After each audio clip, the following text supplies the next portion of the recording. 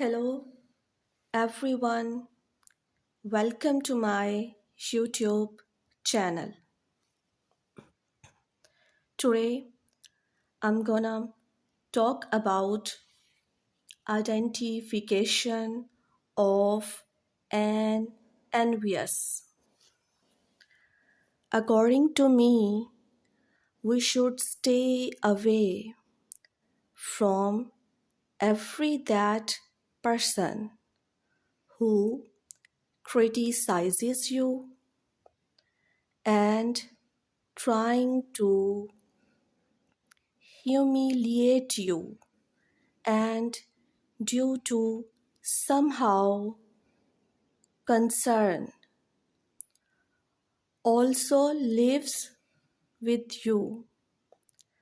Such person is known as envious,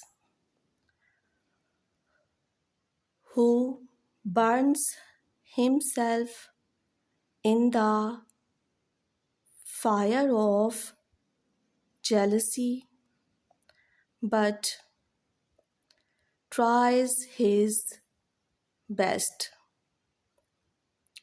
to incinerate you as well.